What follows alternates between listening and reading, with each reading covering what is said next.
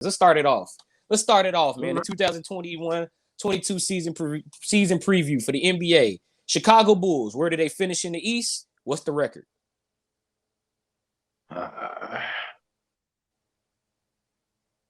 Bulls. I'm gonna tell you right now. It's 82. 49 I'm gonna give them. 33. I was gonna say 50 and 32. I got them 50 and 32. And honestly, 49 and 33. Okay, that's fair. I got 50 and 32.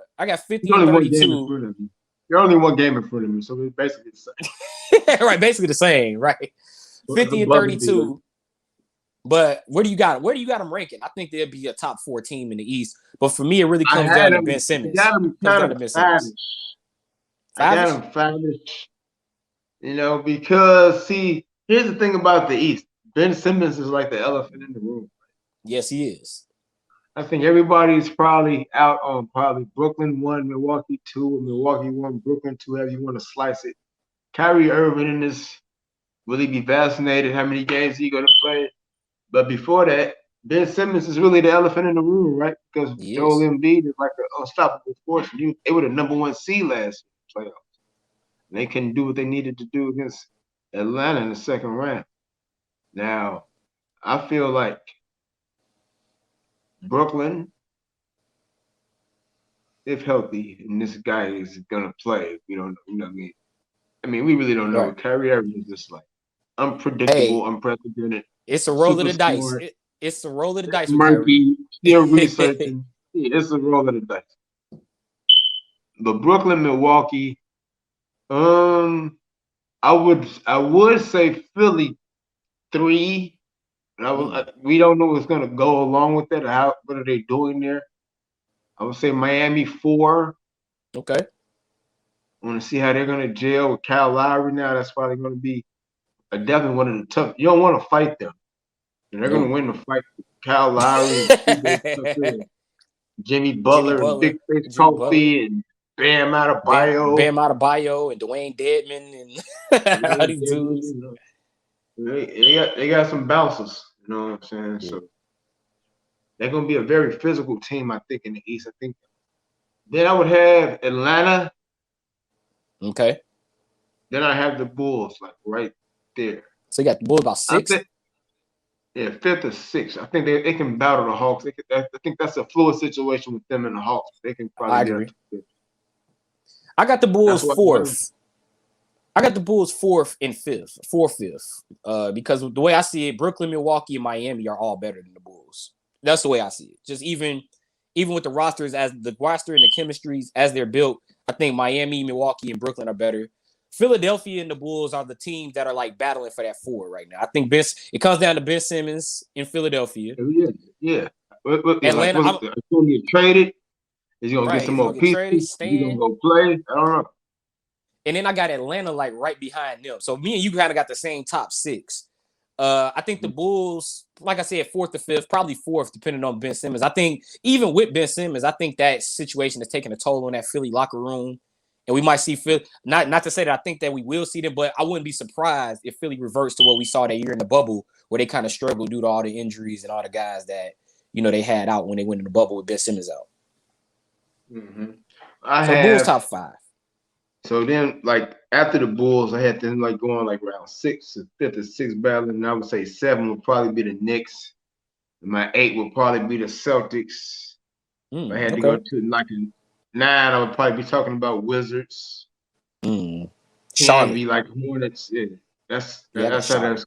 And you know what? So, and that whole, and you know how the East is, that whole 10 to 5, that could battle each other and be like 3 games apart by get to the end of the season.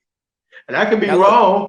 And I could be wrong about 3 games. They could be all jumbled up just like 3.5 games apart because you don't know how it's going to go. Like I always say, what's going to happen?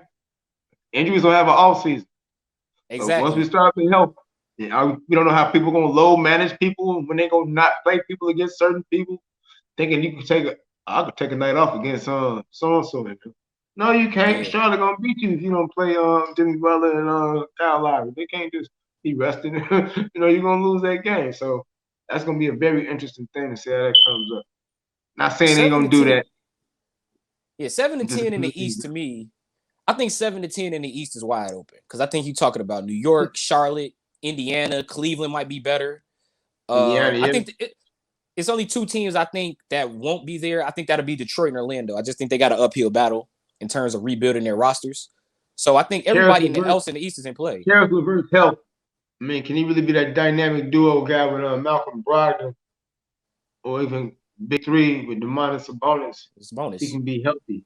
You know what I'm saying? So his health, I think that's big for that Indiana roster.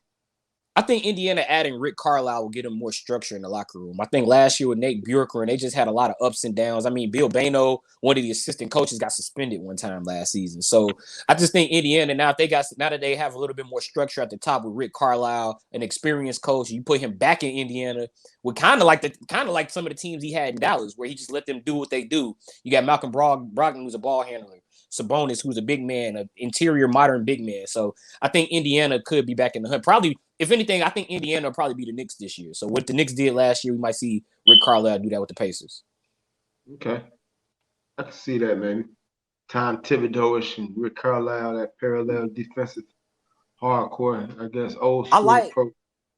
Right. I like Washington, but I don't know about that team, man. Like, you putting all of them together with Bradley Beal, and he seems like he's against the vaccine, so you don't know what's going to happen with him. And then, Cleveland has like Sexton and Garland and Kevin Love and Markkanen. The talent looks good, but I got to see them actually on the court, when they play together in the NBA season. I like the Wizards as soon as they made that trade and got the pieces back that they got combined with the people that they already had. But now, like you say, also with this, the vaccine is like going to be one of the big storylines. To vax or not to vax? If you don't vax, how many games are you going to miss and where are you going to miss them at and where you going to be able to play at? Only playing 37 games, only playing 57 games. This is going to be crazy. Yeah. That situation is fluid because you feel like it's going to be changing all the time. I mean, what if it gets to a point where you can't have fans again? Yeah. I mean, when it got to a point where we didn't have to wear masks, and now everybody's masking up again. Some places you can, some places you can't. So it's gonna be crazy with the mandates and what players get vaccinated and which players don't. All right, now let me ask you now: who's winning the East? Who's winning the East? Brooklyn is the favorite. Brooklyn's the favorite right now. Milwaukee's the defending champs. Who's winning the East in 2022? Brooklyn's gonna be healthy this year, and they're gonna win the East. Okay, I'm right there with you. If Kyrie plays, Brooklyn wins the East. If not, I think you'll see Miami probably sneak in and take Milwaukee out. Because Milwaukee, got to remember, long run in the finals, and then Middleton and Holiday played in the Olympics. So I think that might hurt Milwaukee this year. Yeah, that's a very good point. I was thinking the same thing about Miami and Milwaukee because they clashed those last couple of times. Now you see Miami bringing reinforcements with Kyle Lowry and